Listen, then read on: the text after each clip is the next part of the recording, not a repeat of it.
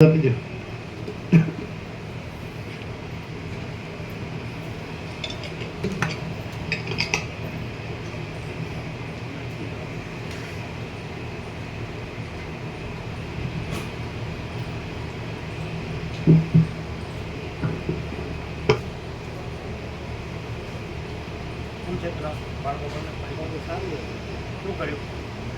Slip થઈ ગયા હતા ફ્રેક્ચર ફ્રેક્ચર બોટલમાં થોડું ક્રેક છે, થોડું ક્રેક છે. ટ્રીટમેન્ટ કરી? હા, પાટો બાંધ્યો. 2 દિવસ જોઈએ ગયા પછી નહીં બધું ઓપરેશન કરી. પાટાથી આવી જાય? હા, લગભગ આવી જશે. કે બાળ ગોપાળ છે ને એટલે આવી જશે. કેલ્શિયમ પૂરું હોય ને. આમ બધું બરાબર છે? હા, આમ બધું બરાબર. ખાલી કોણીમાં બાકી તો શરીર નથી.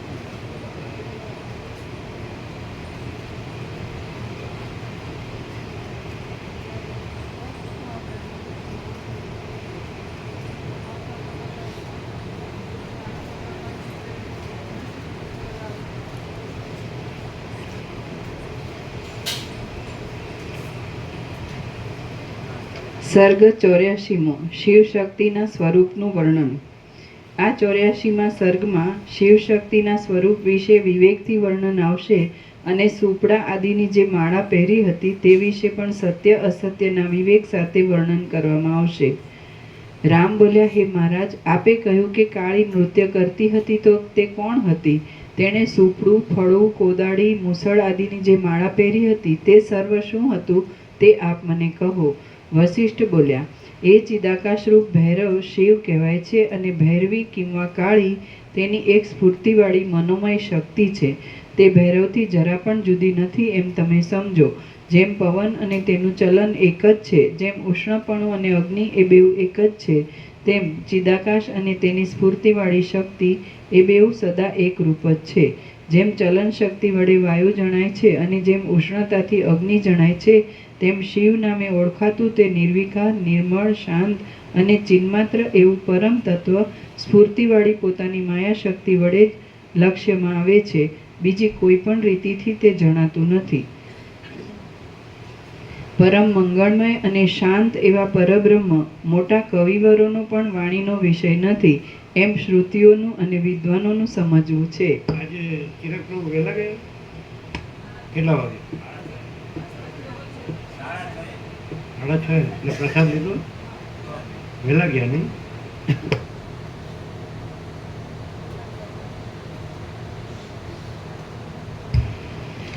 પરમ મંગળમય અને શાંત એવા પરબ્રહ્મ મોટા કવિવરોનો પણ વાણીનો વિષય નથી એમ શ્રુતિઓનું અને વિદ્વાનોનું સમજવું છે.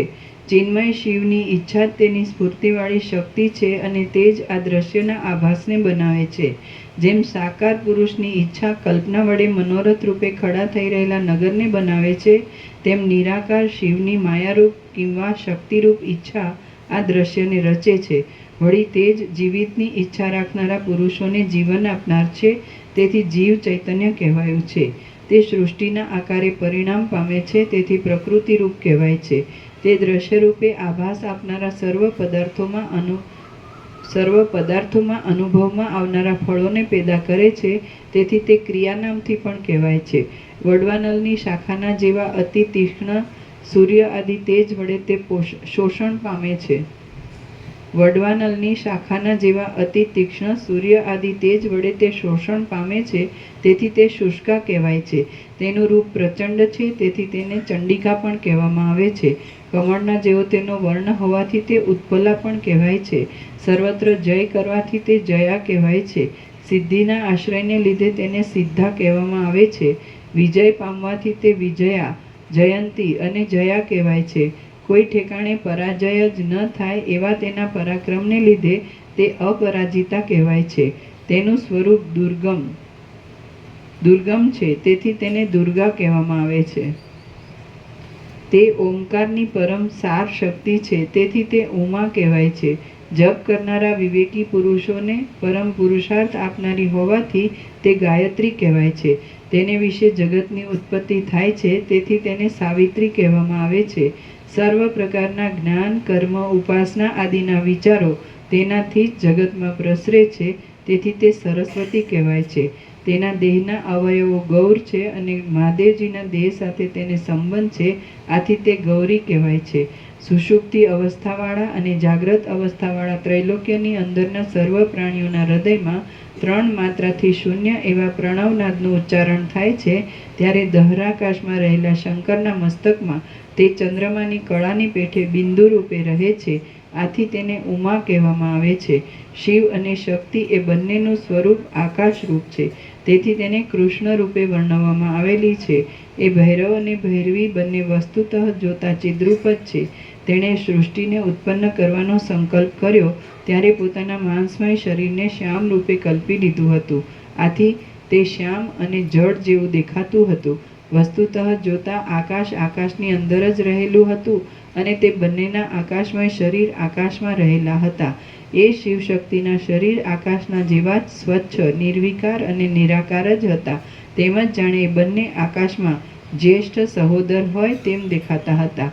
હવે તેની અંદર હાથ, પગ, મુખ, મસ્તક આદિ અવયવોના થોડાપણાના અને અનેકપણાના ભેદથી જે કાંઈ વિચિત્રતા દેખાતી હતી તથા તેણે હળ, સુપડા આદિ જે માળા પહેરી હતી, માળા ધારણ કરી હતી તે સંબંધમાં હું કહું છું તે તમે સાંભળો. અનાદિ અને અનંત મહાસમર્થ ચૈતન્ય શક્તિ ક્રિયારૂપ કહેવાય છે. તે સ્ફૂર્તિરૂપી ધર્મને ધારણ કરી રહેલી છે. તે પોતાની મેળે જ પોતાની અંદર દાન, સ્નાન, હોમ આદિ શ્રેષ્ઠ શરીરવાળી થઈ જાય તેવા અનેક રૂપે ભાસ્યા કરે છે. તે મનોહર ચૈતન્ય શક્તિ આકાશરૂપ છે, છતાં ચંચળતાવાળા દ્રશ્ય રૂપે દેખાય છે. એ ભૈરવી દેવીના નાના પ્રકારના અભિનયો અને નૃત્યો એ વિરાટમાં રહેલા સર્વ પ્રાણીઓની ઉત્પત્તિ, જરા, મરણ આદિ રૂપ છે એમ સમજવું.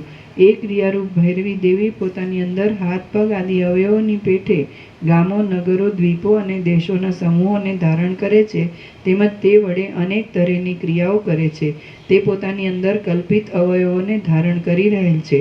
વળી એ દેવી પોતે ક્રિયારૂપ હોઈ બ્રહ્માંડોને નિર્માણ કરે છે અને ધારણ કરે છે. તેનો વર્ણ કમલિનીના જેવો શ્યામ છે. પોતાના અવયવરૂપ થઈ રહેલી આ દ્રશ્યની શોભાને તે પોતાના હૃદયમાં ધારણ કરી રહેલ છે. ચિન્મય શિવ વિના કોઈ દિવસ તેના અવયવનો નિર્દેશ થઈ શકે એમ નથી. આથી તે શિવરૂપ જ છે એમ તમે સમજો. જેમ આકાશમાં નિરાકારપણું રહ્યું છે, જેમ પવનમાં ચલન શક્તિ રહી છે અને જેમ કમળ આદિ ચાંદનીનું એક અંગ છે, તેમ ચિત્ત શક્તિરૂપ આ સર્વ દ્રશ્ય તે ચિદાત્માના એક અંગરૂપ છે. પરમ મંગળમય, શાંત, નિર્વિકાર અને નિર્મળ પરબ્રહ્મથી તે જુદું નથી, પણ તે રૂપ જ છે એમ તમે સમજો. એ પરબ્રહ્મની અંદર સ્થિરતા તથા ચંચળતા આદિ કશા પણ ધર્મો નથી. ચિત્ત શક્તિ દ્રશ્ય રૂપે રહ્યા છતાં પણ જ્યારે જ્ઞાન દ્રષ્ટિ વડે તેને વાસ્તવ સ્વરૂપે જોવામાં આવે છે ત્યારે તે શિવરૂપ જ કહેવાય છે. ચિત્ત શક્તિ અધિષ્ઠાન ચૈતન્યની અંદર અવિદ્યાના યોગથી જડ ભાવે થઈ રહે છે ત્યારે તે ક્રિયારૂપ કહેવાય છે. જ્ઞાન દ્રષ્ટિ વડે જ્યારે તેને ચિન્માત્ર રૂપે ઓળખવામાં આવે છે ત્યારે તે શિવરૂપ છે એમ કહી શકાય છે. સૃષ્ટિઓ, તેની અંદર રહેલા મનુષ્યના વર્ગો તથા પ્રકાશ વડે ઝળકી રહેલા સર્વ લોકો આ જગતરૂપી કલ્પિત સ્વરૂપને ધારણ કરી રહેલી મોટા આકારવાળી અને કલ્પિત આકારથી સુંદર દેખાતી તે ક્રિયારૂપ દેવી ચિત્ત શક્તિના અવયવરૂપ છે અને તેઓ ચિત્ત શક્તિથી જુદા કહી શકાતા નથી. વળી દ્વીપો અને સાગરોવાળી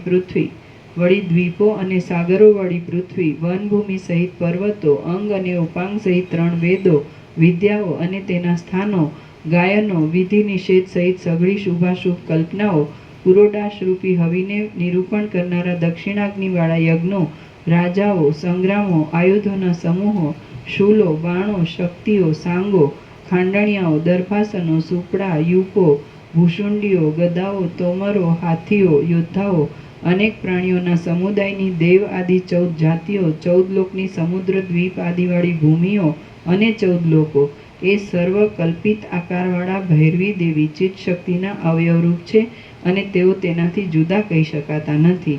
રામ બોલ્યા, ભૈરવીને આકારે કલ્પિત શરીરને ધારણ કરનારી ચિત્ત શક્તિના અંગમાં જે સૃષ્ટિ પ્રલયો રહ્યા છે તે ખરેખર તેના સ્વરૂપમાં રહેલા જ છે કે અસત્ય છે તે આપ મને કહો. વશિષ્ઠ બોલ્યા, હે રામ, જે ચિત્તશક્તિનું મેં તમને વર્ણન કરી બતાવ્યું છે તે પોતાના સત્ય સંકલ્પ વડે જે કલ્પના કરે છે તે સર્વ સત્યની પેઠે અનુભવમાં આવે છે. આથી એ કલ્પનામય દ્રશ્ય વસ્તુ જાણે સત્ય હોય એવો આભાસ થાય છે. જેમ મુખ આદિનું પ્રતિબિંબ અરીસામાં પડે છે તેમ જીવ ચૈતન્યને જે કાંઈ અનુભવમાં આવે છે તે પૂર્વજન્મનો અનુભવ વાસના અને કર્મ અનુસાર તેની અંદર પ્રતિબિંબિત થઈ રહ્યું હોય છે. આથી તે તેની પોતાની અંદર જ આભાસ રૂપે રહેલ છે અને તે પોતાને જીવ ચૈતન્યને કાર્ય કરી આપનાર હોવાથી તેની દ્રષ્ટિમાં સત્ય જ છે. છતાં ચિદાત્માની અંદર તેનો પ્રવેશ થવો અસંભવિત છે. તેથી સંકલ્પ નગરની પેઠે તે વસ્તુતઃ મિથ્યા ઠરે છે.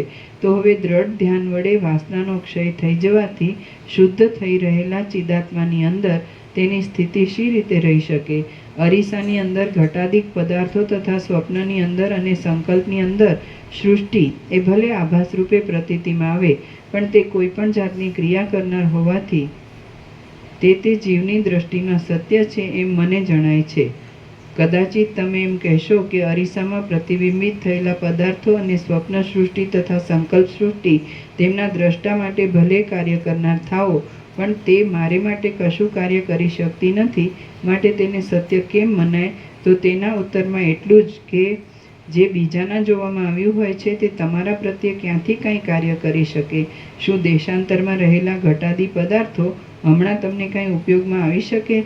જેમ દેશાંતરમાં રહેલું કોઈ એક ગામ તે ગામની અંદર રહેલા પુરુષને જ કાર્ય કરી આપનાર થઈ શકે છે, તેમ સ્વપ્ન આદિના દ્રષ્ટાપણાને પ્રાપ્ત થયેલા પુરુષને જ સ્વપ્ન સૃષ્ટિ આદિના પદાર્થો કાર્ય કરી આપનાર થાય છે એમ નિશ્ચય છે. આથી યથાસ્થિતપણે રહેલા સર્વ સ્વપ્ન આદિના પદાર્થો જે કાંઈ ક્રિયા કરે છે તે એ સ્વપ્ન આદિના દ્રષ્ટા પુરુષને સત્ય લાગે છે, પણ જે તેનો દ્રષ્ટા નથી તેને તે કશું સત્ય જણાતું નથી. તેથી એમ સિદ્ધ થાય છે કે સર્વ સૃષ્ટિઓની પરંપરા ચિત્તશક્તિને અંદર જ રહેલી છે અને આત્મા જ સત્ય છે, બાકી બધો તેનો વિવર છે. આમ સમજી જે પુરુષ આત્મભાવને પામ્યો છે તેને જ તે અનુભવમાં આવે છે, બીજાને તે અનુભવમાં આવતી નથી. ભૂતકાળ, ભવિષ્યકાળ અને વર્તમાનકાળમાં રહેલા સ્વપ્ન સૃષ્ટિ સંકલ્પ આદિના નગરોના સમૂહો અધિષ્ઠાન દ્રષ્ટિથી જોઈએ તો સત્ય છે. જો તેમ ન હોય તો પરમ તત્વનું એ સર્વરૂપ કેમ થઈ રહે? જેમ દેશાંતરમાં રહેલા પર્વતો અને ગામો ચાલવાથી પ્રાપ્ત કરી શકાય છે તેમ પરબ્રહ્મપણાને પ્રાપ્ત થયેલા યોગ સિદ્ધ પુરુષને બીજાની સ્વપ્ન સૃષ્ટિ ને સંકલ્પ સૃષ્ટિ પણ જોવામાં આવે છે. ગાઢ નિદ્રામાં સ્વપ્નની અંદર ચલાયમાન થયેલા પુરુષને સ્વપ્નમાં દેખાયેલું નગર સ્વપ્નમાં નાશ પામી ગયેલા જેવું દેખાય છે, તો પણ વાસ્તવિક રીતે તે નાશ પામતું નથી. તે જ પ્રમાણે ચલાયમાન થઈ રહેલા ભૈરવી દેવીના દેહની અંદર રહેલું જગત નાશ પામેલું લાગે છે, તો પણ તે વસ્તુતઃ નાશ પામેલું જ નથી. તે તો અરીસામાં દેખાતા પ્રતિબિંબની પેઠે આભાસ રૂપે તેમાં રહેલું જ છે. એ ત્રણેય લોક સહિત આ સર્વ મોટો આરંભ સત્ય જણાય છે, તો પણ ખરું જોતા તે ભ્રાંતિ માત્ર જ છે. હવે જે ભ્રાંતિ માત્ર હોય તેનો નાશ અને સ્થિતિ કેવા હોય એ તમે જ કહો. સ્વપ્નમાં દેખાયેલું નગર ક્યાં સત્ય હોય છે? ક્યાં તે ખોટું થઈ નાશ પામે છે? ક્યાં તે ભાંગી પડે છે? અને ક્યાં તે સ્થિર થઈ રહેલું હોય છે? તે કાંઈ નથી હોતું, કેવળ તે ભ્રાંતિ માત્ર જ છે.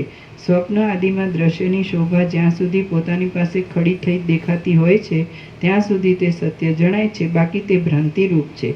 એ પ્રમાણે આ જગતની શોભા પણ વાસ્તવિક ન હોવાથી ભ્રાંતિરૂપ છે એમ તમે સમજો.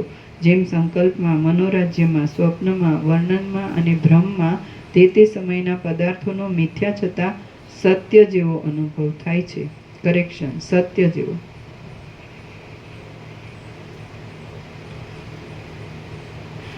જેમ સંકલ્પમાં, મનોરાજ્યમાં, સ્વપ્નમાં, વર્ણનમાં અને ભ્રમમાં તે સમયના પદાર્થોનો મિથ્યા છતાં સત્ય જેવો અનુભવ થાય છે, તેમ આ ત્રૈલોક્યનો મિથ્યા છતાં સત્ય જેવો અનુભવ થાય છે. અધિષ્ઠાન ચૈતન્યની અંદર હું કે જગત એ કશું વસ્તુતઃ છે જ નહીં, પરંતુ આકાશમાં પ્રતીતિમાં આવતા પારદર્શકપણાની પેઠે અને કાળા રંગની પેઠે તે ભ્રાંતિ રૂપે પ્રતીતિમાં આવે છે. તેથી જો તેનું ખરેખરું સ્વરૂપ ઓળખવામાં આવે તો તે ભ્રાંતિ પાયા વગરની થઈ જઈ શાંત પડી જાય છે. શાંત પડી જાય છે. શ્રી યોગ વાસિષ્ઠ મહારામાયણમાં નિર્વાણ પ્રકરણના ઉત્તરાર્ધનો શિવશક્તિ વર્ણન નામનો સર્ગ 84મો સમાપ્ત. સર્ગ 85મો. શિવમાં શક્તિનું મળી જવું. આ 85મા સર્ગમાં નૃત્ય કરનારા ચિત્તશક્તિરૂપ ભૈરવી દેવી શિવને જોઈ સ્નેહને લીધે તેનો સ્પર્શ કરતા તેના અંગમાં લય થઈ જઈ એકરૂપ થઈ જશે એ કહેવામાં આવશે. વસિષ્ઠ બોલ્યા, એવી રીતે તે ભૈરવી દેવી પોતાના લાંબા અને ચપળ એવા હાથોના સમૂહથી આકાશને ઘાટા જંગલના જેવું બનાવી દઈ નૃત્ય કરતી હતી. પોતાના સ્વરૂપને ન ઓળખતા નિર્વિકાર ચિત્તશક્તિ જ ક્રિયારૂપે નૃત્ય કરતી હતી. સુપડું, કોદાળી, બાણ, શક્તિ, ગદા, તોમર, મુસલ, શિલા, ભાવ, અભાવ, પદાર્થોના સમૂહો, કળાઓ અને કાળનો ક્રમ એ સર્વ તેના આભૂષણ રૂપ હતા. જેમ મનોરાજ્યની કલ્પના જ હૃદયમાં નગરના આકારને ધારણ કરે છે, તેમ ચિત્તશક્તિ પોતાની અંદર જગતને ધારણ કરી રહી છે. અથવા તો જેમ માનસિક કલ્પના જ નગરના આકારે થઈ રહે છે, તેમ એ ચિત્તશક્તિ જ જગતના આકારે થઈ રહેલી છે. જેમ પવનમાં ચલન શક્તિ રહી છે, તેમ શિવની અંદર ચિત્તશક્તિ રૂપ ઈચ્છા રહી છે. જેમ પવનમાંથી ચલન શક્તિ શાંત થતાં તે પોતાના જ સ્વરૂપમાં જ રહે છે, તેમ ઈચ્છા શાંત થતાં પરમ શિવ પણ પોતાના સ્વરૂપમાં જ સ્થિર રહે છે. જેમ આકાશની અંદર પવનની નિરાકાર ચલન શક્તિ મૂર્તિમાન શબ્દ ઉત્પન્ન કરે છે, તેમ શિવની નિરાકાર ઈચ્છા આ સાકાર જગતને ઉત્પન્ન કરે છે. પરમ વિશાળ આકાશની અંદર નૃત્ય કરનારા એ ચિત્તશક્તિરૂપ ભૈરવી દેવી કાકતાલીય યોગથી પ્રેમને અધીન થઈ ગયા અને જાણે પાસે રહેલા આવરણકારી વાદળાને ખસેડતા હોય તેમ તેમણે આવરણકારી આવરણ શક્તિને ખસેડી નાખી. હવે જેમ સમુદ્રનું જળ પોતાના નાશ માટે વડવાગ્નિનો સ્પર્શ કરે છે, તેમ તેમણે પાસે રહેલા શિવનો સ્પર્શ કર્યો. આમ પરમ કારણરૂપ શિવનો સ્પર્શ માત્ર થતાં તે ચિત્ત શક્તિ ધીરે ધીરે અવ્યક્તપણાને અને સૂક્ષ્મપણાને પ્રાપ્ત થવા લાગી. એ ચિત્ત શક્તિ ભૈરવી દેવી અનંત આકારને છોડી દઈ પ્રથમ માત્ર પર્વતરૂપ થઈ રહી, પછી તે માત્ર નગરરૂપ થઈ રહી અને પછી તે વૃક્ષના જેવા સુંદર રૂપને ધારણ કરી રહી. છેવટ તેણે આકાશના જેવો મહાવિશાળ અને શૂન્ય આકાર ધારણ કર્યો. અંતે જેમ નદીનો પ્રવાહ શાંત થઈ જઈ મહાસમુદ્રમાં એક રૂપ થઈ મળી જાય છે, તેમ એ શિવના આકાર સાથે અંદર સર્વનો સંહાર કરનારા શક્તિ વિનાના એક શિવ જ પોતાના પરમ મંગળમય શાંત સ્વરૂપથી ચારે બાજુ પ્રસરી રહ્યા. રામ બોલ્યા, હે મહારાજ, શિવની ભૈરવી દેવી રૂપ તે શક્તિ શિવનો સ્પર્શ કરતા કેમ શાંતિને પ્રાપ્ત થઈ ગઈ, તે આપ યથાર્થ રીતે મને કહો. વસિષ્ઠ બોલ્યા, હે રામચંદ્રજી, એ ચિત્ત શક્તિરૂપ પરમેશ્વરની ઈચ્છાને પ્રકૃતિ કહેવામાં આવે છે. તે જગન માયા કહેવાય છે. જગતમાં પ્રતીતિમાં આવતી સ્વાભાવિક ક્રિયા શક્તિ પણ તેનું જ રૂપ છે. જેણે શિવનું રૂપ ધારણ કર્યું હતું તે પુરુષ કહેવાય છે અને તે પવનના જેવી નિરાકાર તથા ક્રિયા રહિત છે. અને તે પવનના જેવા નિરાકાર તથા ક્રિયા રહિત છે. વળી તે શાંત છે, શરદ ઋતુના આકાશના જેવા નિર્મળ છે, શાંતિવાળા છે અને પ્રકૃતિથી પર જુદા છે. ક્રિયાશક્તિવાળી ચિત્ત શક્તિ પરમેશ્વરની એક ઈચ્છારૂપ છે. જ્યાં તે નિત્ય તૃપ્ત, નિર્વિકાર, અજર, અનાદિ, અનંત, અદ્વિતીય અને પર એવા શિવને દેખતી નથી.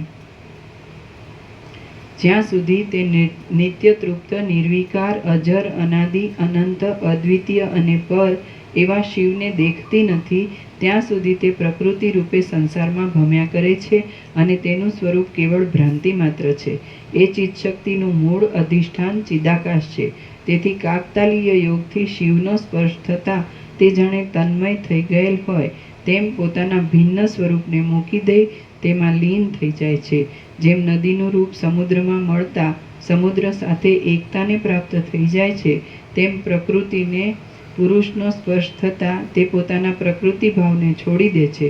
નદી કેવળ જળરૂપ છે અને જ્યારે એમ છે ત્યારે જ તે સમુદ્રમાં મળતા તેમાં જ લય પામી જાય છે. એવી રીતે ચિત્ત શક્તિ શિવની ઈચ્છારૂપ છે.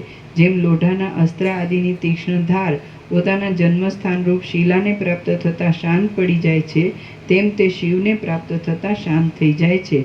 જેમ વન આદિની ઘાટી ઘટામાં પ્રવેશ કરનારા પુરુષની પોતાની છાયા તેના શરીરમાં જ સમાઈ જાય છે, તેમ છેવટ પ્રકૃતિ પણ પુરુષમાં જ સમાઈ જાય છે. પ્રકૃતિ પોતાના પુરુષરૂપ સનાતન ભાવને ઓળખે છે. એ પછી તે સંસારમાં વારંવાર ભટકતી નથી, પણ પુરુષ રૂપ જ થઈ જાય છે. જ્યાં સુધી કોઈ સત્પુરુષ ચોરોના ટોળાના સ્વરૂપને ઓળખતો નથી ત્યાં સુધી જ તે તેમાં વસે છે, પણ ચોરોના સ્વરૂપનું જ્ઞાન થતાં પછી તે તેમાં રમતો નથી. તે જ પ્રમાણે ચિત્ત શક્તિ જ્યાં સુધી પરમ શિવને દેખતી નથી ત્યાં સુધી જ તે આ અસત્ય દ્વૈત પ્રપંચમાં આનંદ પામે છે અને ભમ્યા કરે છે, પણ પરમ શિવનું દર્શન થતાં તરત જ તે તન્મય થઈ જાય છે. ચિત્ત શક્તિની પાસે જે કાંઈ નિરતિશય આનંદરૂપ તત્વ રહેલું છે તે પરમ પદરૂપ છે.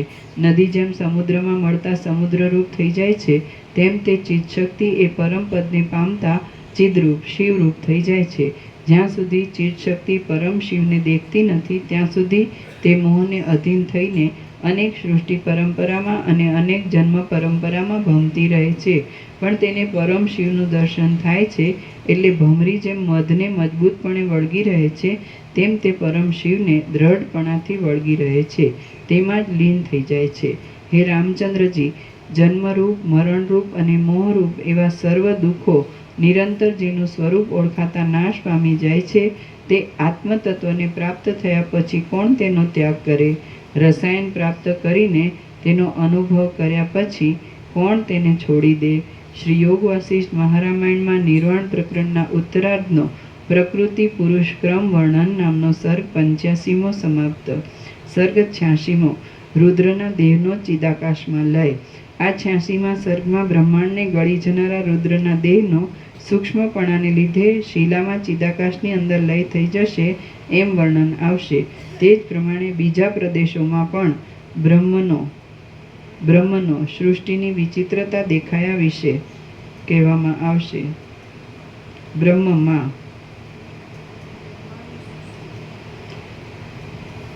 તે જ પ્રમાણે બીજા પ્રદેશોમાં પણ બ્રહ્મમાં સૃષ્ટિની વિચિત્રતા દેખાયા વિશે કહેવામાં આવશે. વસિષ્ઠ બોલ્યા, હે રામચંદ્રજી, મહાકાશની અંદર રહેલા રુદ્ર કેવી રીતે દેહમાં ભ્રાંતિને છોડી દઈ શાંત થઈ જાય છે તે તમે સાંભળો. તે સમયે એ રુદ્ર, ભૈરવ અને ઉપરના તથા નીચેના જગતના બે ખંડ જાણે ચિત્રમાં આલેખેલા હોય તેમ ચેષ્ટા વગરના અને જળ જેવા થઈ રહેલા મારા જોવામાં આવ્યા. પછી એક મુહૂર્ત માત્રમાં તે રુદ્ર આકાશની અંદર જેમ સૂર્યરૂપ દ્રષ્ટિ વડે પૃથ્વીને અને આકાશને જુએ તેમ જગતના બંને ઉપર નીચેના ખંડને જોવા લાગ્યા. પછી નિમેષ માત્રમાં તે એ બંને ખંડને પોતાના શ્વાસોચ્છ્વાસના બળથી મોઢા આગળ ખેંચી લાવ્યા અને જાણે પાતાળની અંદર ફેંકતા હોય તેમ તેમને પોતાના મુખમાં ગળી ગયા. હવે એ બ્રહ્માંડના બે ખંડરૂપી જાડી દૂધની તરને અને પકવાનના સમૂહને ખાઈ ગયા અને આખા આકાશની અંદર પોતે એકલા જ આકાશના જેવા નિરાકાર થઈ રહ્યા. મુહૂર્ત માત્રમાં તે વાદળાના જેવા નાના થઈ ગયા, પછી લાકડી જેવા થઈ ગયા અને પછી તે વેંત જેવા દેખાવા લાગ્યા. પછી તો મને એમનો આકાર કાચની કણીના જેવો જોવામાં આવ્યો. ત્યારે હું આકાશમાંથી દિવ્ય દ્રષ્ટિથી જોતો હતો અને મને એ રુદ્રનું તેજ રૂપ બહુ ઝીણું થઈ ગયેલું દેખાયું. પછી ક્ષણ માત્રમાં તે પરમાણુ રૂપ થઈ અદૃશ્ય થઈ ગયા. એમ એ રુદ્ર ક્રમે કરી શરદ ઋતુના વાદળાના કડાકાની પેઠે શાંતિને પ્રાપ્ત થઈ ગયા. જોકે એ રુદ્ર મોટા આડંબરને ધારણ કરી રહ્યા હતા તો પણ જોતજોતામાં તે અદૃશ્ય થઈ ગયા. આમ ક્ષુધા વડે પીરાયેલો હરણ જેમ નાના બે પાંદડાને ગળી જાય તેમ તે રુદ્ર આવરણ રહિત બ્રહ્માંડના બંને ખંડને ગળી ગયા. હવે ત્યાં શાંત નિર્મળ બ્રહ્મરૂપ ચિદાકાશ જ અવશેષ રહ્યું. તે ચિદાકાશ આદિ મધ્ય અને અંતથી રહિત હતું. આ પ્રમાણે તે શિલાની અંદર અરીસામાં પડેલા પ્રતિબિંબની પેઠે આભાસ રૂપે મહાપ્રલય મારા જોવામાં આવ્યો. આ મહાપ્રલયમાં ચારે બાજુ ભ્રાંતિ જ જોવામાં આવતી હતી. પછી જેમ કોઈ ગામડિયો માણસ રાજદ્વારમાં આવતા વિસ્મિત થઈ જાય તેમ તે વિદ્યાધરીનું સ્મરણ કરી તથા એ શિલા અને તેની અંદરના સર્વ વિલાસને સ્મરણમાં લાવી હું વિસ્મિત થઈ ગયો. પાછી ફરીવાર પણ મેં એ સુવર્ણમય શિલાને જોઈ તો એ ભૈરવી દેવીના અંગમાં જેમ સૃષ્ટિ દેખાતી હતી તેમ તે શિલામાં પણ સર્વત્ર સર્વ સૃષ્ટિઓ મારા જોવામાં આવી. આ બધું બુદ્ધિરૂપી નેત્ર વડે અથવા દિવ્ય ચક્ષુ વડે દેખાય છે, બીજી રીતે દેખાતું નથી. કેમ કે સર્વત્ર સદાકાળ સર્વ ચિદાત્માની અચિંત્ય શક્તિને લીધે રહેલું જ છે. એ શિલાને દૂરથી ચર્મચક્ષુ વડે ઉપરથી જોઈએ તો ત્યાં એક શિલા જ દેખાતી હતી અને સૃષ્ટિ આદિ કશું પણ ત્યાં જણાયું ન હતું. ત્યાં તો એક ઘટ્ટ શિલા જ રહેલી જણાતી હતી. એ શિલા સુવર્ણમય હતી, વિશાળ હતી અને સંધ્યાકાળના વાદળાના જેવી સુંદર હતી. પછી વિસ્મયથી વ્યાપ્ત થઈ જઈને મેં પાછો ફરીવાર વિચાર કર્યો. મેં શિલાના બીજા ભાગ તરફ પરમ સૂક્ષ્મ દ્રષ્ટિથી જોયું તો તે ભાગ પણ મને જગતની રચનાના આડંબરવાળો જોવામાં આવ્યો. તેમાં પ્રથમની પેઠે જ મને ગુફાના જેવા વિશાળ પોલાણનો આકાર જણાયો અને તેમાં નાના પ્રકારના પદાર્થોથી સુંદર દેખાતી સૃષ્ટિ મારી નજરે પડી. વળી પાછો મેં એ શિલાનો બીજો પ્રદેશ પ્રથમની રીતે જોવા માંડ્યો તો તે પણ મને તેવો જ સૃષ્ટિની રચનાઓવાળો જણાયો. એવી રીતે તે શિલાના જે પ્રદેશો મેં જોયા તેની અંદર અરીસામાં પ્રતિબિંબ થઈ રહેલા પદાર્થની પેઠે નિર્મળ જગત મારા જોવામાં આવતું હતું. ત્યાર પછી મેં અતિ કૌતુકથી તે પર્વતની બધી શિલાઓ જોઈ. વળી મેં પૃથ્વીના બીજા ભાગો તથા ઘાસ, ઝાડી આદિ સ્થળો જોયા તો તે સર્વની અંદર યથાસ્થિતપણે વિવિધ આકારવાળું જગત રહેલું મારા જોવામાં આવ્યું. પરંતુ ભ્રાંતિ વિનાની પરમ સૂક્ષ્મ બુદ્ધિ વડે જ તે દેખાય છે, બાકી બીજી રીતે તે દેખાતું નથી. તેમાં કોઈ સ્થળે તો પહેલી સૃષ્ટિનો આરંભ થયેલો દેખાતો હતો અને પ્રજાપતિઓની ઉત્પત્તિ થતી જણાતી હતી. કોઈક ઠેકાણે નક્ષત્રો, ચંદ્ર, સૂર્ય, દિવસ, રાત્રિ, ઋતુઓ અને વર્ષોની કલ્પનાઓ થતી હતી. કોઈક જગ્યાએ પૃથ્વીની પીઠ ઉપર માણસોની વસ્તી પેદા થતી દેખાતી હતી. કોઈ એક ઠેકાણે તો સગરના પુત્રોથી નહીં ખોદી શકાયેલી મહાભયંકર 4 સમુદ્રરૂપી ખાઈ નજરે પડતી હતી. કોઈક સ્થળે દેવતાઓની સૃષ્ટિ ન થતાં કેવળ દૈત્યોની સૃષ્ટિ જ પેદા થતી હતી. કોઈક ઠેકાણે કંઈક સત્યયુગના આચારવાળા સજ્જન પ્રાણીઓ દેખાતા હતા અને કોઈક ઠેકાણે કંઈક કળિયુગના આચારવાળા દુર્જન પ્રાણીઓ નજરે પડતા હતા.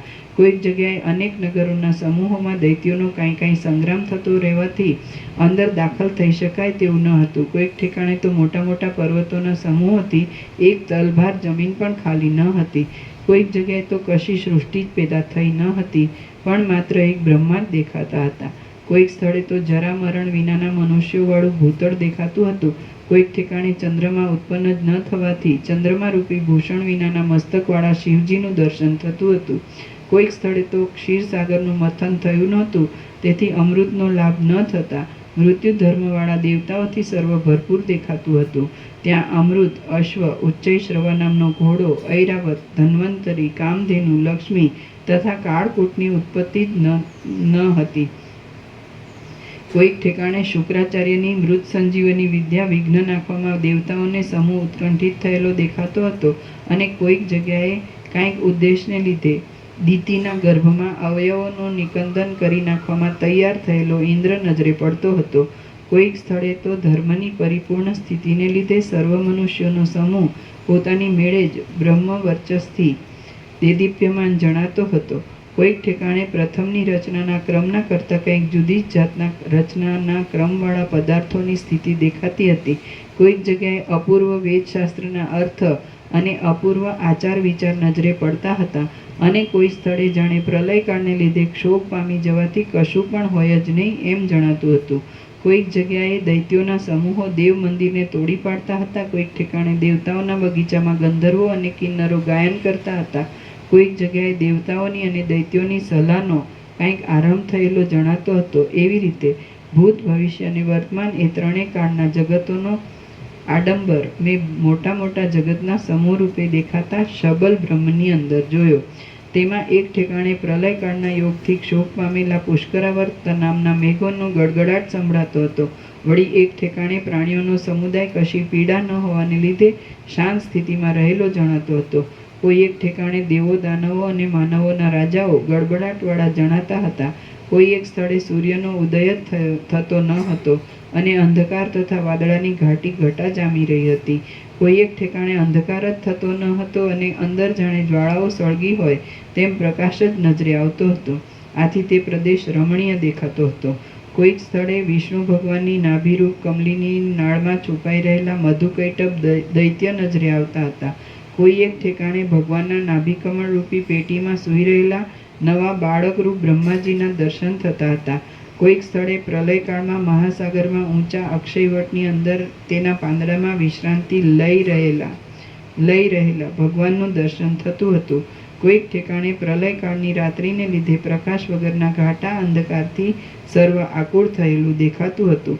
કોઈક સ્થળે શિલાના ગર્ભના જેવું એકરસ અવકાશ વિનાનું સુષુપ્તિ અવસ્થાવાળા જેવા આકારને ધારણ કરી રહેલું, જાણી ન શકાય એવું લક્ષણ રહિત અને જાણે સુષુપ્તિ અવસ્થાને પામેલું અતર્કીય આકાશ જ ચારે બાજુ વિશાળ આકારે પ્રસરી રહેલ જણાતું હતું. કોઈક ઠેકાણે તો પાંખોના આધારે રહી શકનારા પર્વતોરૂપી કાગડાઓ વડે આકાશ વ્યાકુળ થઈ રહેલું દેખાતું હતું. કોઈક ઠેકાણે વજ્રના સંઘર્ષથી વિખરાઈ જતા પર્વતોનો પ્રકાશ દેખાતો હતો. કોઈક ઠેકાણે મર્યાદાને ઓળંગી ગયેલા મદોન્મત્ત સમુદ્રો પૃથ્વીને અને પર્વતોને ઘસડી જતા હતા. કોઈક સ્થળે ત્રિપુરાસુર, વૃત્રાસુર, અંધકાસુર અને બળી રાજાનું યુદ્ધ જામી રહ્યું હતું. કોઈક ઠેકાણે મદોન્મત્ત દિગ્ગજો વડે પૃથ્વી કંપતી હતી. કોઈક સ્થળે પ્રલયકાળને લીધે પૃથ્વી શેષનાગના મસ્તક ઉપર આળોટતી હતી, તો કોઈક સ્થળે બાળ વયના રામચંદ્રજી રાવણરૂપી રાક્ષસનો વધ કરતા દેખાતા હતા. કોઈક ઠેકાણે રાવણરૂપી રાક્ષસ રામચંદ્રને છેતરી લઈ સીતાજીનું હરણ કરતો જણાતો હતો. કોઈક સ્થળે પૃથ્વી પર પગને ધારણ કરી રહેલા અને મેરુ પર્વતના શિખર ઉપર મસ્તક રાખી રહેલા કાળનેમી દૈત્યે આકાશને દબાવ્યું હતું. કોઈક ઠેકાણે દેવતાઓને નસાડી મૂકી નિરંતર દૈત્યો જ સર્વનું પાલન કરતા જણાતા હતા, અને કોઈક ઠેકાણે દૈત્યોને નસાડી મૂકી દેવતાઓ જ સર્વનું પાલન કરતા હતા. કોઈક સ્થળે અર્જુન વડે યુક્ત અને પોતાના મનુષ્યોનું રક્ષણ કરી રહેલા કૃષ્ણ ભગવાન અને પાંડવો કૌરવો મહાભારતના યુદ્ધમાં અનેક અક્ષૌહિણી સેનાનો સંહાર કરતા જણાતા હતા. રામ બોલ્યા, હે મહારાજ, આપ જે કહો છો કે હું પૂર્વે થયો હતો તે શી રીતે થયો હતો, અને કદાચિત થયો હોઉં તો પણ મારા જ આકારથી થયો હતો કે બીજા આકારથી, તે આપ મને કહો. વશિષ્ઠ બોલ્યા, હે રામચંદ્રજી, ઘડા તથા કોઠી આદિમાં પુરાતા અડદ જેમ ભરાતા અને ઠલવાતા રહે છે, તેમ જગતના સર્વ પદાર્થો તે જ ક્રમથી અથવા બીજા ક્રમથી જન્મ મરણને પ્રાપ્ત થતા જ રહે છે.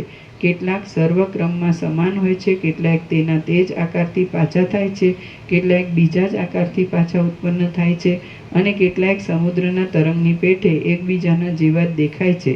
તમે ફરીવાર તેના તે જ અવતરેલા છો, હું પણ ફરીવાર તેનો તે જ અવતરેલો છું, અને આ બીજા મનુષ્યો પણ ફરીવાર તેના તે જ અવતરેલા છે. તત્વદ્રષ્ટિથી જોઈએ તો કોઈ દિવસ કશું ઉત્પન્ન જ થયું નથી, કેમ કે પરબ્રહ્મની અંદર બીજા જુદા જુદા પદાર્થો કે આ સર્વ દ્રશ્ય સંભવતું જ નથી. હવે માયા દ્રષ્ટિથી જોતા સમુદ્રમાં ઉત્પન્ન થતા તરંગો તેના તે જ છે કે બીજા એમ નિર્ણય થઈ શકતો નથી. તે જ પ્રમાણે સંસાર સાગરમાં ભમ્યા કરતા પ્રાણીઓ પણ તેના તે જ છે કે બીજા, એનો કશો નિર્ણય થઈ શકે એમ નથી. આ સંસારમાં ભ્રાંતિને લીધે અનંત પ્રાણીઓ જન્મ મરણને પ્રાપ્ત થતા રહે છે.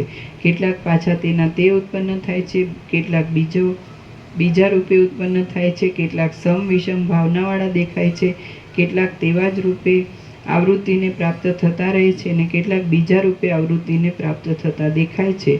સર્વ પ્રાણીઓ જગતરૂપી સમુદ્રના બિંદુઓના સમૂહરૂપ છે. તેમાંના કેટલાક જીવો સદાકાળ એ જ પ્રકારના ધન, વય, બંધુ, વિદ્યા, કર્મ, જ્ઞાન અને ચેષ્ટાવાળા વારંવાર ઉત્પન્ન થતા રહે છે.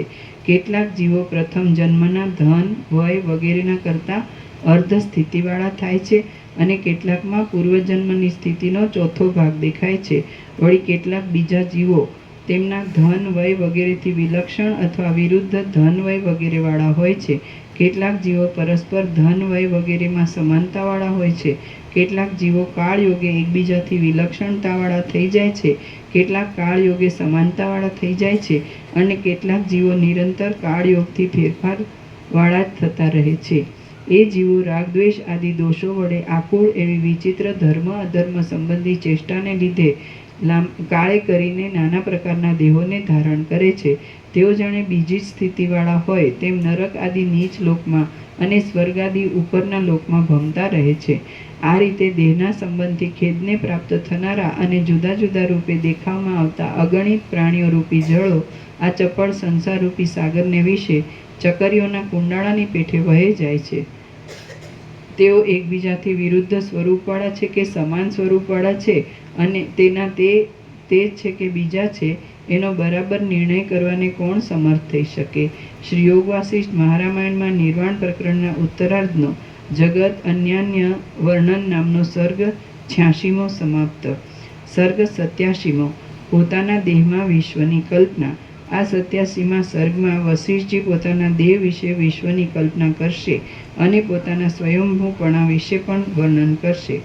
વશિષ્ઠ બોલ્યા, હવે હું ચિદાકાશ રૂપે સર્વત્ર વ્યાપ્ત થઈ રહ્યો હતો અને મેં અનંત તથા નિર્વિકાર રૂપે સર્વત્ર રહ્યો હતો.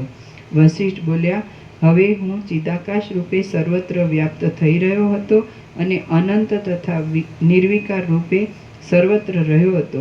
મેં મારા શરીરની અંદરના કોઈ એક ભાગમાં ચિત્ત સ્થિર રાખી જોયું તો જેમ ક્ષેત્રમાં વાવેલા બીજ ઉપર પાણી પડતા તે અંકુરિત થઈ જાય છે, તેમ તેમાં પણ તેની અંદર રહેલી સૃષ્ટિ અંકુરિત થઈ ગયેલી મારા જોવામાં આવી. જળનું સિંચન કરતા વૃદ્ધિ પામેલા બીજની અંદર જેમ અંકુર રહ્યો હોય છે, તેમ સાકાર અને નિરાકાર એવી સર્વ જળ ચેતન વસ્તુની અંદર જગત રહેલું જ છે. કેવળ ચિદ્રૂપ પુરુષ સુષુપ્તિ અવસ્થામાંથી સ્વપ્ન અવસ્થાને પ્રાપ્ત થાય છે, એટલે તેના પોતાના સ્વરૂપમાંથી જ આવી સ્વપ્ન સૃષ્ટિ ઉત્પન્ન થાય છે. પછી સ્વપ્ન અવસ્થાની નિવૃત્તિ થાય છે, એટલે એ ચિદાકાશમાંથી જાગ્રત પ્રપંચ ખડો થઈ જાય છે. તે જ પ્રમાણે સૃષ્ટિના આદિકાળમાં પણ સદા અખંડ રૂપે રહેનારા અનુભવરૂપ આત્માના ચિદાકાશ રૂપની અંદર જ સૃષ્ટિ ખડી થઈ ગયેલી છે અને તે ચિદાકાશથી જુદી નથી. રામ બોલ્યા, હે પરમ ચિદાકાશ રૂપ વશિષ્ઠ મુનિ.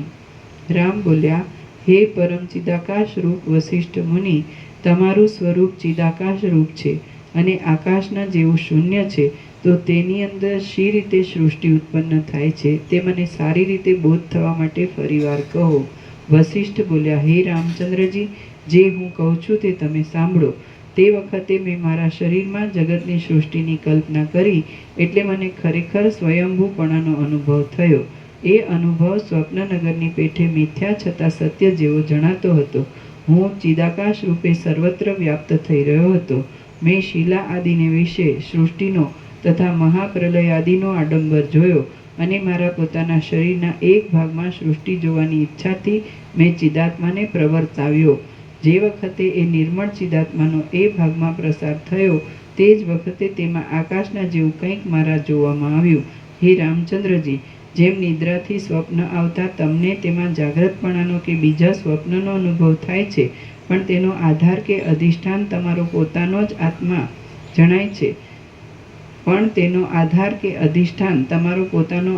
જણાય છે, તેમ જો કે તે સમયે મને આકાશનો અનુભવ થયો હતો, પણ તેનો આધાર કે અધિષ્ઠાન ચિદાકાશ જ મને જણાતું હતું, એમ તમે સમજો.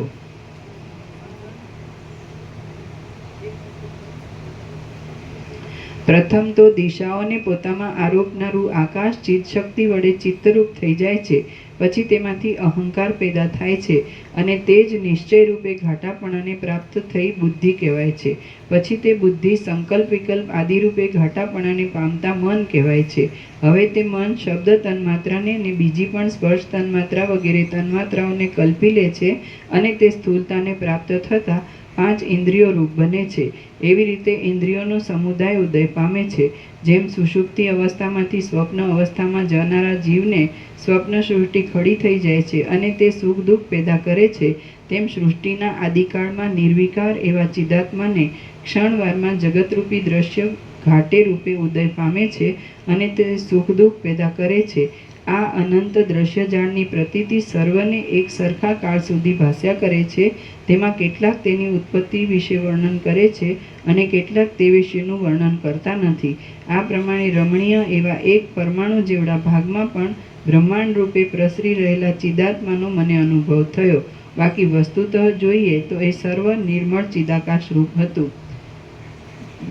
આકાશની અંદર જેમ સ્વભાવે જ નિરંતર પવન વાયા કરે છે, તેમ સ્વભાવે જ મન પણ સર્વ ઠેકાણે પોતાના શરીરને કલ્પી લે છે.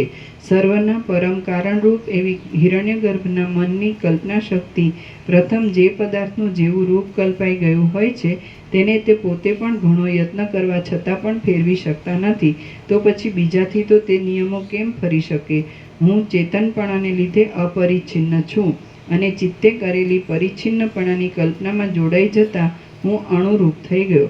પછી ચિદાત્માના પ્રતિબિંબને લીધે મને નાના તેજના કણના જેવા તેજોમય લિંગ શરીરની સ્ફૂર્તિ થઈ અને તે પછી તેની જ ભાવના કરતાં જાણે હું સ્થૂળ દેહરૂપ બની ગયો હોઉં તેમ મને જણાયું. પછી હું કંઈક રૂપ આદિ વિષયનો અનુભવ કરું એવો મારા સૂક્ષ્મ જીવાત્મામાં જરાક વિચાર આવ્યો, એટલે મેં તે વિષયમાં પ્રવૃત્તિ કરી અને મને તેની ગ્રાહક ઇન્દ્રિયો તથા વિષયો વગેરેનો અનુભવ થયો. હે રામચંદ્રજી, તેમના જે નામો છે તેમાંથી જે મુખ્ય નામોની તમારા જેવા સુજ્ઞ પુરુષોએ કલ્પના કરી છે તે વિશે હું કહું છું તે તમે સાંભળો. જે રંધ્ર વડે મેં જોવાની પ્રવૃત્તિ કરી તે ચક્ષુ કહેવાય છે. જે કાંઈ જોવાનું હોય તે રૂપ દ્રશ્ય કહેવાય છે, અને તે બંનેના સંયોગનું જે ફળ તે દર્શન કહેવાય છે. જે સમયે એ રૂપનું દર્શન થાય તે સમયને કાળ શબ્દ વડે કહેવામાં આવે છે. જે પ્રકારે એ રૂપને જોવામાં આવે છે તે ક્રમ કહેવામાં આવે છે. આવી જાતનો એક ઈશ્વરી પ્રૌઢ નિયમ છે, તેને નિયતિ શબ્દ વડે ઓળખવામાં આવે છે. જે શૂન્ય ડિલીટ કરવાનું, જે અધિષ્ઠાનની અંદર એ રૂપ જોવામાં આવે છે તેને આકાશ કહેવામાં આવે છે. જે ભાગમાં હું રહું છું તેને દેશ કહેવામાં આવે છે. આવી કલ્પના આપણા ચિત્તમાં હમણાં વ્યવહાર દશામાં જ ઉદય પામે છે, પણ તે સમયે તો આ સર્વ ચિદાત્માનો જ એક વિલાસ છે એમ જણાવવાથી હું પોતે પણ ચિદાત્માના વિલાસરૂપ છું એમ મને ભાસતું હતું. પછી હું જોઉં એવો મને કંઈક સંકલ્પ ઉઠ્યો, તેથી હું બંને ચક્ષુ ગોલકથી જોવા લાગ્યો. આમ જે મેં જોયું તે ચિદાકાશથી જુદા રૂપે દેખાવ આપનારું રૂપ હતું. મેં જે ગોલકથી જોયું તે આ લોચન છે. પછી હું કંઈક સાંભળું એવી સંકલ્પની મને સ્ફૂર્તિ થઈ, એટલે ફૂંકેલા શંખના જેવો ઝંકારનો શબ્દ મારા સાંભળવામાં આવ્યો, અને એ શબ્દ આકાશનો સ્વાભાવિક ગુણ છે. પ્રાણવાયુના સંબંધથી પ્રસરી રહેલો શબ્દ જે બંને પ્રદેશ વડે સંભળાયો તે આ બે કર્ણરંધ્ર છે.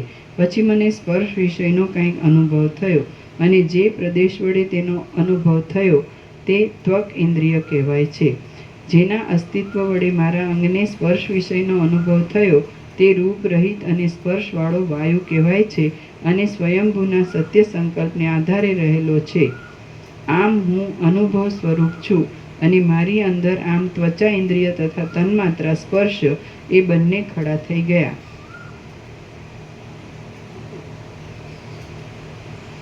ઓમ ઓમ ઓમ.